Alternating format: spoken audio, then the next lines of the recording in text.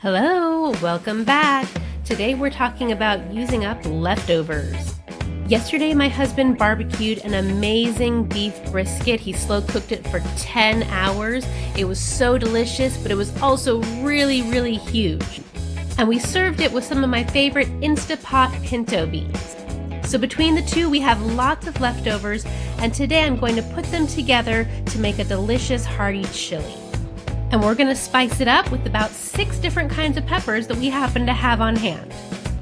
The thing that I love about chili is that anything really goes. Any kind of meat, any kind of beans, add in some onions and whatever kind of peppers you have, and you're going to come up with a delicious concoction 99% of the time. So if you are ready to see this chili variation that I did today, go ahead and take a second, click that like button down below to save this video for later, and don't forget to subscribe to our channel. Subscribe. Okay, that's enough of that. Let's get started here. So this recipe is going to start with my no-soak Instapot Pinto Beans recipe. Today we'll only be using about half of the total recipe, so you can use your leftovers, or if you're making them fresh, you can just make a half batch. I will add a link to this recipe at the end of this video. Next up, we will chop up our leftover brisket. This brisket my husband did came out so good, but like I mentioned, it was huge. So this is our leftovers. I'm only going to use about half of our leftovers and save the other half for something else. I'll remove any big pieces of fat and chop it into small bite-sized chunks.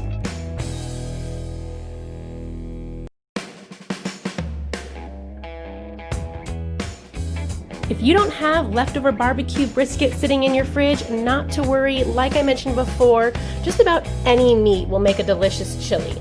I'll often use leftover tri-tip for these chilies. If you have a favorite meat that you like to throw in your chilies, leave it in the comments below and let us all know. I ended up with just over a pound of our chopped barbecue brisket meat. Next, we'll make a quick chili puree using some dried chili peppers. I have a couple ancho peppers, a couple guajillo, and a couple arbol. This is not an exact science, so use what you have or adjust them to suit your own taste.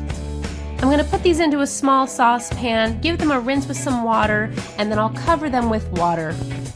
Bring them to a boil, and then cover that pot with a lid and remove it from the heat. And we'll just let these peppers steep in this hot water for a good 15 to 30 minutes. Next, we'll chop up our veggies. We're going to use half of a large yellow onion,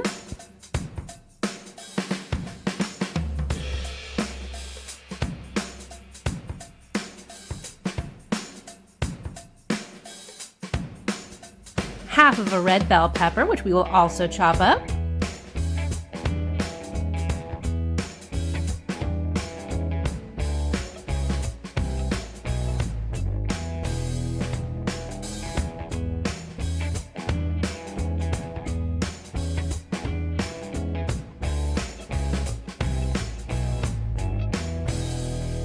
one poblano pepper. I actually don't often have poblano peppers on hand, so typically I would add a green bell pepper instead. But if you got it, why not use it?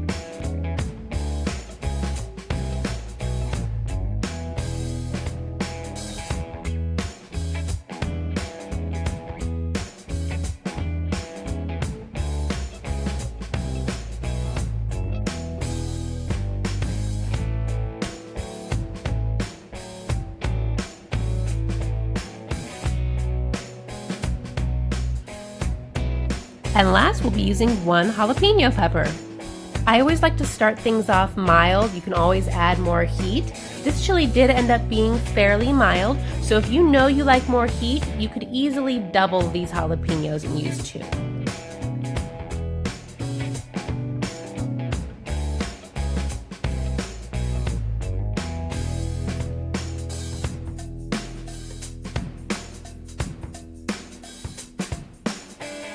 Now we're going to saute our onions and peppers over a high heat in just about a tablespoon of olive oil.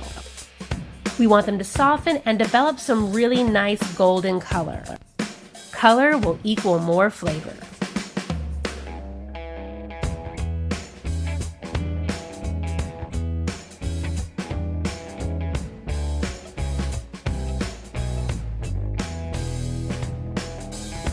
All right, that looks good. We will set that aside for just a minute here. Now that our dried chilies have steeped and softened, we're ready to make our chili puree. Just remove the stems and seeds here first. To be honest, I typically do this before I steep them, but I just forgot today, so no big deal, I'm gonna do it now.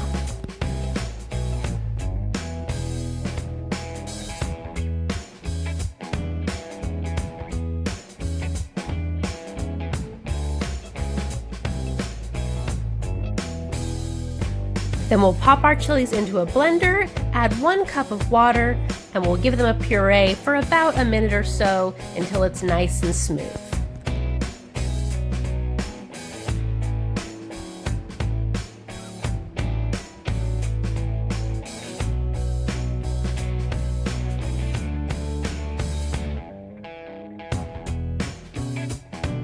Then we'll pour our chili sauce through a fine mesh strainer just to strain out any seeds and pepper skins that might be in there.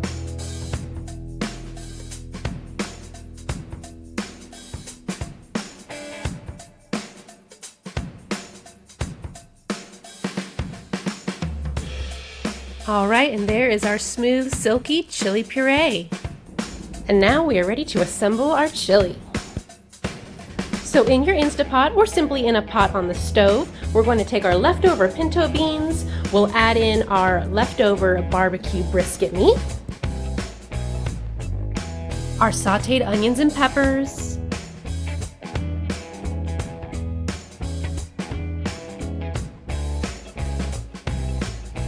our chili puree, and some diced tomatoes. I like a nice tomatoey chili, so we are using a 28-ounce can of tomatoes, but if you like it a little less tomatoey, you could absolutely use less.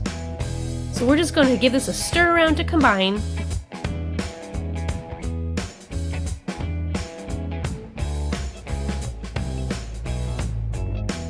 And then we'll pop the lid on and let this cook on the simmer setting for at least a good hour or hour and a half. After that, we're going to give it a taste and adjust our seasonings. Depending on how your meat was seasoned or how spicy you like your chili, the seasonings you'll want to do will totally be to taste. You can also assess the thickness at this point. It's a very thick chili right now. We're going to thin ours out a little bit. So I'm going to add just a little extra salt, about half a teaspoon to ours.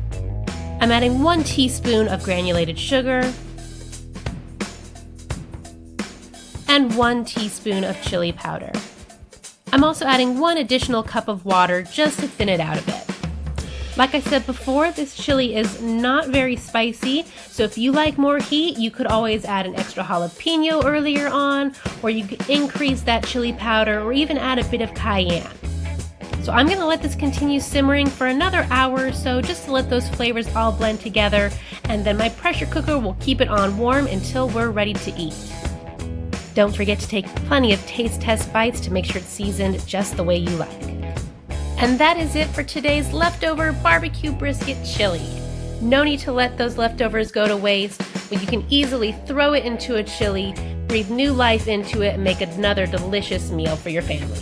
If you enjoyed this recipe or would like to save it for later, click the like button down below. Don't forget to subscribe to our channel to stay up to date on all of our recipe videos. And don't forget to click the link to watch our no-cook Instapot Pinto Bean recipe. Have a happy day. I'll see you next time.